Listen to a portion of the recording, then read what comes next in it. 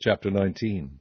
The burden of Egypt. Behold, the Lord rideth upon a swift cloud, and shall come into Egypt, and the idols of Egypt shall be moved at his presence, and the heart of Egypt shall melt in the midst of it. And I will set the Egyptians against the Egyptians, and they shall fight every one against his brother, and every one against his neighbor, city against city, and kingdom against kingdom. And the spirit of Egypt shall fail in the midst thereof, and I will destroy the counsel thereof, and they shall seek to the idols, and to the charmers, and to them that have familiar spirits, and to the wizards. And the Egyptians will I give over into the hand of a cruel lord, and a fierce king shall rule over them, saith the Lord of hosts. And the waters shall fail from the sea, and the river shall be wasted and dried up, and they shall turn the rivers far away, and the brooks of defense shall be emptied and dried up, the reeds and flags shall wither, the paper reeds by the brooks, by the mouth of the brooks, and everything sown by the brooks shall wither, be driven away, and be no more. The fishers also shall mourn, and all they that cast angle into the brooks shall lament, and they that spread nets upon the waters shall languish. Moreover, they that work in fine flax, and they that weave network shall be confounded, and they shall be broken in the purposes thereof, all that make sluices and ponds for fish. Surely the princes of Zoan are fools, the counsel of the wise counselors of Pharaoh is become brutish. How say ye unto Pharaoh, I am the son of the wise, the son of ancient kings? Where are they? Where are thy wise men? And let them tell thee now, and let them know what the Lord of hosts hath purposed upon Egypt.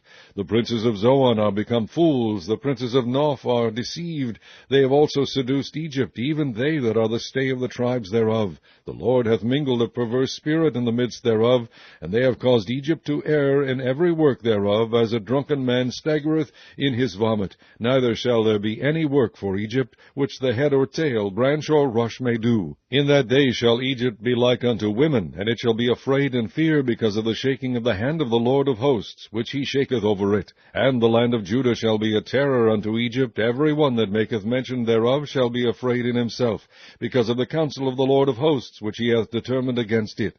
In that day shall 5 cities in the land of Egypt speak the language of Canaan, and swear to the Lord of hosts. One shall be called the city of destruction. In that day shall there be an altar to the Lord in the midst of the land of Egypt, and a pillar at the border thereof to the Lord. And it shall be for a sign and for a witness unto the Lord of hosts in the land of Egypt, for they shall cry unto the Lord because of the oppressors, and he shall send them a Saviour, and a great one, and he shall deliver them.